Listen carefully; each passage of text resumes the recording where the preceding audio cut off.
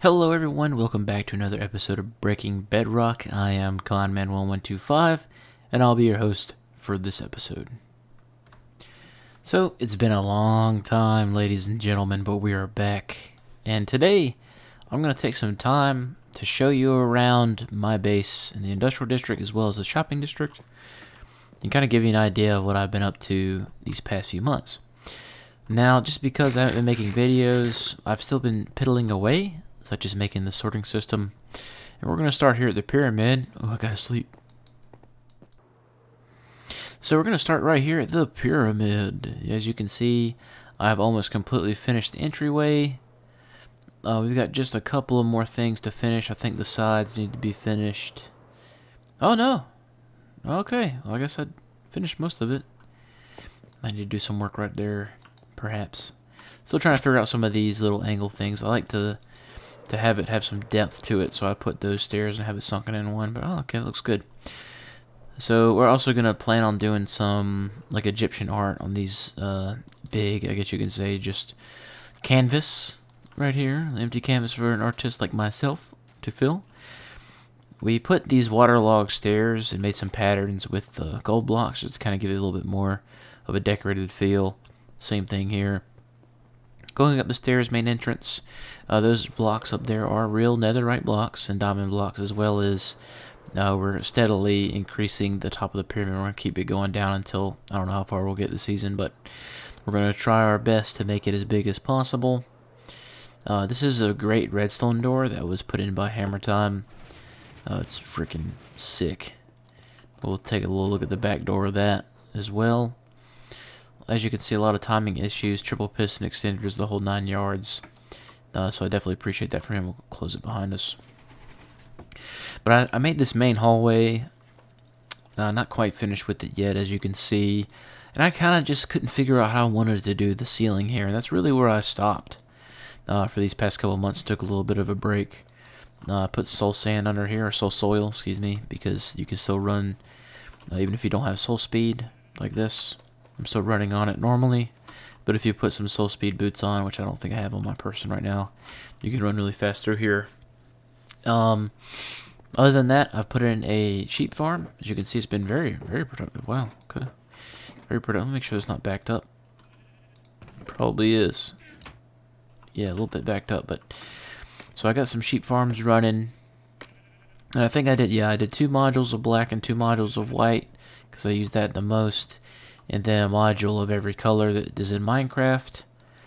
And the other side is the exact same way. A lot of hoppers. Eventually, I'm going to put some composters on there, but not to slow down some lag. But not before I finish the villager trading hall beneath us, which we'll talk about here in a second. I've started the farming quarter, I guess you can say, of the pyramid, but just haven't had time to really work on it. This is also going to be like livestock is going to be in the walls. So you'll have like cow farm, mutton farm, all these other farms that we can do and hopefully get automatic. But this is like the pride and glory of what I've done this season so far. It's really a step forward in the right direction. Is an automatic single item sorting system. You gotta filter it out, but I mean honestly, it's worked really well. So say that's all automatic. So if I want to put torches, I got 28, so that should be 29 when it's all said and done. I put the torches in there, and hopefully this still works after all this time. But as you can see, it's all like silent item elevators because of the way it is. And this is a Silent Whisper design. I will put the link in the description if I can remember. But it's running off of a clock down here, which is initiated simply by that entry chest that we put it in.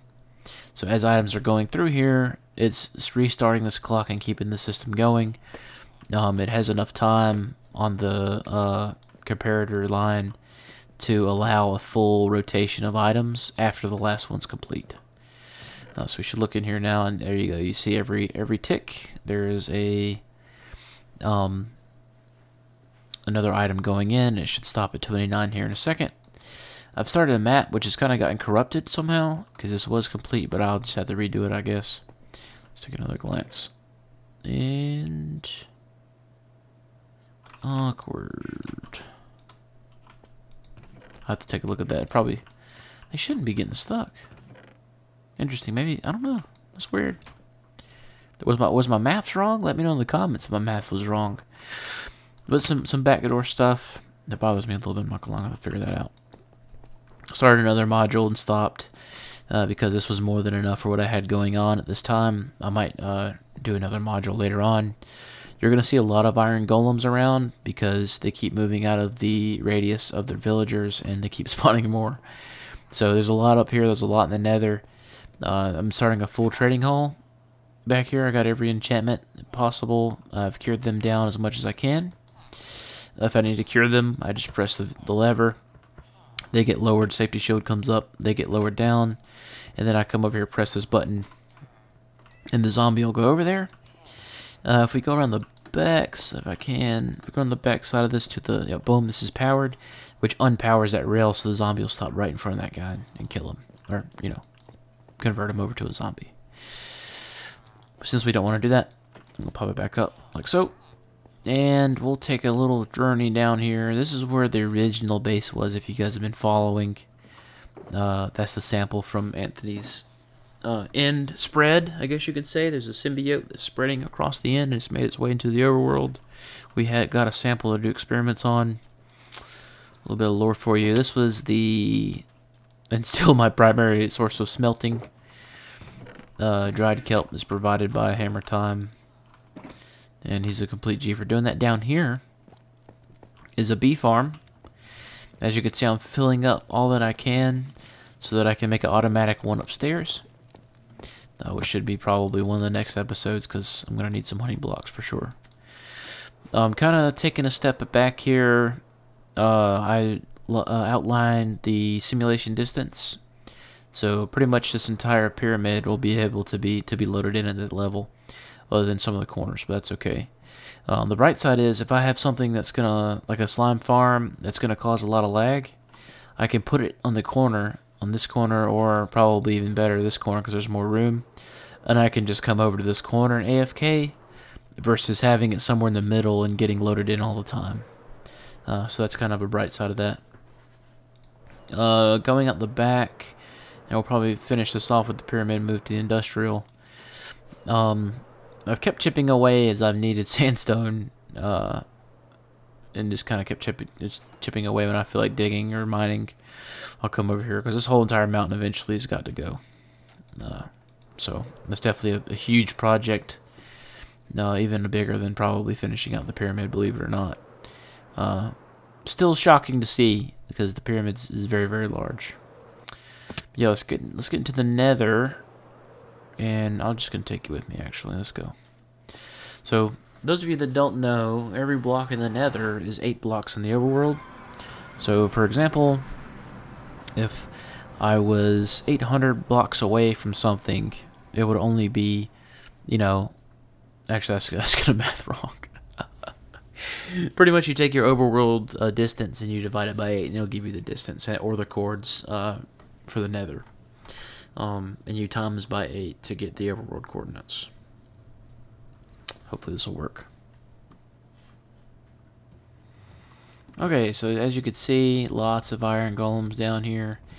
This was the old nether highway that I made, but we're actually constructing a new one, and I think Nikki, Jane, and a couple others came on, and myself included. I worked on it just a little bit. Ooh, what's this? I don't know who that is. Oh, I know who that is. Okay, bet. But we're working on this ice tunnel. We've gotten this much done. Still working on the design. You keep going. It's going to take you to the industrial district, which is where we're going to go. But I do want to show you this tunnel. We'll probably hit the shopping district first, actually, since we're over here. But this is the blue tunnel. I think Nikki Jane got on and finished the entire thing. So I really appreciate her for getting that done for sure. This is the in construction Nether Hub Central Station. I'm pretty sure Joe Slime is doing all this, doing an excellent job. Hopefully we can get it finished by the end of the season, because it's looking absolutely spectacular with all this glazed terracotta. That was really quick. So this is the shopping district. Okay, we got some shops up. Obviously it's Nikki Jane, and I think we took the profits out here already. Yesterday made 14 diamonds from the shulker robot. Little homage to season 2. And she's selling, okay, 1 diamond per stack terracotta. Nice, nice. Okay. Concrete available on request. Okay. This is the mailroom we're designing. It's a mailbox. Still got to finish that, so got a lot of stuff to finish. Let's see if we got any profits in the rock shop. Let's see. Nope. Nope. And nope. Need to restock. We also run the bookstore, and we also run the Prismarine shop, which is just a big guardian, which is cool. Because if the eye will follow you around, as you can see if I move over here, now the eye will be on the left side. It's pretty cool. I like that little illusion. Come in here, see if we got any profits. Nothing. Okay. But yeah, this is pretty much the shopping district in a nutshell. We might take another trip over here in another episode and really get into these shops and figure out what they all are for. But for now, let's go to the industrial district. Okay, so stepping out into the industrial district, we are in our central hub, which is going to be our central storage. We have, I think, what, 1, 2, 3, 4, 5 modules hooked up so far, and we still have 3 modules that we can hook up. We got our bone meal from the bone meal farm underneath. We've got sugarcane for the rockets. We've got so much gunpowder. It's unbelievable how much gunpowder we have. We have 2 full double chests full of gunpowder, which is wild. This is all iron blocks. We have a full double chest of iron blocks plus a little bit more. And there's some extra storage for miscellaneous construction needs. We have all this is just automatically going in here. We have melon and we have pumpkins running into here. We have string from the iron farm, ink from the iron farm, and poppies, of course, from the iron farm. And I'm taking those to go into my Hall of Souls. Cactus, of course. Oh, got some more ink in here. That's weird. Maybe the filter broke. Interesting. That's impossible, actually. Let's see. We got melons being auto-crafted around the back, in the back door. We're going to rotate that around so that it doesn't interfere, but this auto-crafter over here turns these melon slices that we get into full melons. That way we don't have to do it. This is another, our first trading hall that's also doubles as an iron farm. Traditionally, you only get 2 iron golems, but with this iron farm, you can get 3 at once. I wonder if we stand here enough, it'll work, or maybe it might be broken with an update. I honestly haven't been on here in so long. I don't know if it's broken or not. It shouldn't be, but perhaps, who knows. Down there, that's the melon and pumpkin farm. This is the minecart unloader that you can make. It stops. Oh, is it coming or not? Oh, it's going out. And this is my pride and joy, the coup de grace, the biggest, largest mob farm you've ever seen. And really, it's just a creeper farm. But it's humongous, and it's very, very productive. It's extremely productive, for sure. As you can see, oh, guys, so we had some overflow. Did we run out of space in the shulker? Oh, we sure did. Okay. Okay, yeah, so we overflowed it. That's so crazy, dude. That's wild. Yeah, it's a creeper farm. Down here is the automatic, which, are we not? Okay, that's weird. Let me restart this clock. Taking you guys with me on this journey. Oh, let me, okay, I gotta start like this. There we go. And you can hear it. Be silent. But there you go. It's getting in as fast as it's giving out. So if we come down here and look in here, you can see that it's actually auto-crafting rockets pretty quickly straight into our shulker box here. And I'll actually change those out while we're taking the rest of this tour. The reason why I believe I stopped it was because if you leave the area, bad things happen. It might break. But essentially, whenever it's finished, it will eject the shulkers, and a tone will play. So if you're AFKing, you can hear that. And then here's going to be the input. So firework, and then, or it's going to be, yeah, so you'll have your shulker box input for gunpowder and shulker box input for paper.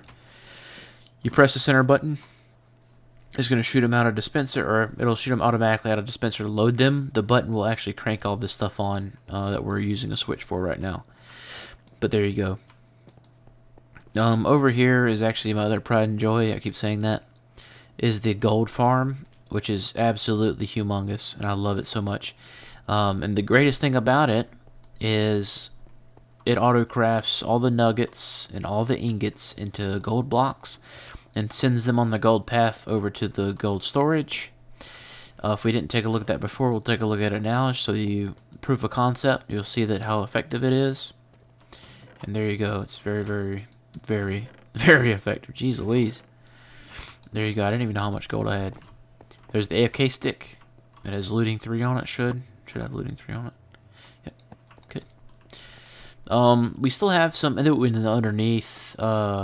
This is our kelp farm. That's I think 100% broken now with the update. Oh, you hear it? Wow, how smart I am. How smart am I? I didn't repair my elytra. I didn't remember to do that. This is pretty much the bone meal brain, right? So, whenever you're doing logic, and I'll have timestamps if you don't want to listen to everything. Whenever it comes to Minecraft logic, right? Which means, you know, it's just a bunch of yes or no's. And people that are actually know, like, programs will understand what this means. So, essentially, the brain is these comparators reading hoppers. Okay, so this comparator is reading this hopper. Okay, so as soon as this hopper has items, it's going to send, just like it is right now. I destroyed that. It should, oh wait, no. Oh. Okay, so right now, this comparator is pretty much comparing that to 48. So as soon as this hopper has more than 48 items, this comparator is going to be stronger than this comparator. Okay, it's acting like a diode in this sense, or transistor. It's going to send a signal through here, and it's going to extend this piston, like so. You'll just watch. Boom, right? And it changes the flow. So now, instead of the bone meal going to this farm, it is now going to this farm. Okay? And we're going to have to add another line to where now, if this is full, it's going to do the same exact thing. It's going to raise a block, which is this one, to block this flow off, and then it's going to raise a block over here and then lower this one whenever it's full, and then it'll send it all to the main bone meal storage. Okay, this is the same system we used last season. It works very, very well. And it's essentially just using a comparator brain and just using, you know, hey, do I have anything inside? No. Okay, well, let me stop putting stuff in, essentially. And then, of course, you get your empty shulkers back from there. Let's just kind of check and see what's going on. Excellent. Excellent. So, I think that might be it for the industrial. Not gonna lie. Let's see if we got any iron. That's concerning that we're not getting any golems. Maybe they need to work for a day or two and it just reset. But here's where I've been growing trees and stuff for chests. Obviously, we use a lot of them around here. But yeah, so I mean, this is pretty much what's been going on the server in regards to like myself. There's a big look at all these creepers, dude. Jeez Louise.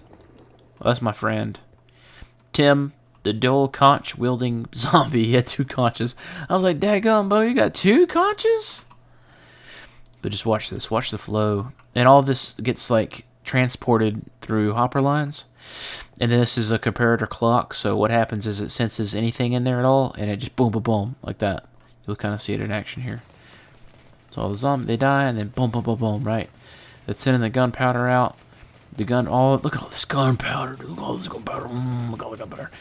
It's going to all go up there and into the sorting system. It's obviously overflowed, so we probably won't run this for too long. But essentially, you can turn everything on in the whole entire farm. And on top of the roof here is the AFK spot. You can sit here and you can load everything in. Okay. Honorable mention is we have an automatic water bottle. So you can see it doesn't matter how long boom, it just refills. So that you can fill up your water bottle reservoirs up here easily and without having to worry about it. You put your empty water bottles up there. I think if you put that, oh man, I might be running out. Oh, actually, I think they stack. Yeah, they stack. Okay. So yeah, this is all the like automatic potion brewing. So you can see, like, I press the thing, it will activate long enough for all those to eject, and then put all the ingredients in the right order. All the way down the line, there's 2 weaknesses. Let's see the swiftness. Let's just go ahead and press that so you can see it in action. Boom, you see that? There should be sugar, yep, and a glowstone dust, and that makes it speed 2, not speed 1. Then we have all of the ones that we really like to use. I think some of them aren't even set up yet. Some of them aren't set up yet, but all the circuitry is complete. So yeah, some really interesting stuff inside of here if you're a nerd. Is we have single item sorters. So all the swords get sorted out and get burned in these fires. All the rotten flesh gets sorted, and then once which I'm pretty sure that all these are going to be full, but I added some shulkers because we might want to trade with some potion brewers in the other clerics. All the rest of them, as you can see, are hooked up to double hopper clocks, and they get completely just incinerated. And we still have trouble keeping up. Like, it's wild how efficient and fast this farm is. Unbelievably so. But anyway, guys, this was going to be a really short episode. I wasn't really going to do anything but give you guys an update and a bit of a tour, I guess you could say. Hopefully you enjoyed it. And let me know if you want to see more. If not, I probably won't make another video. But if you guys want to see more, then I'll do a couple more, I guess. Yeah, just had a lot of stuff going on with school and work and stuff like that. I haven't really had a lot of time to play on the old Minecraft, but yeah, so I'll see you guys in the next episode, and until then, good luck out there.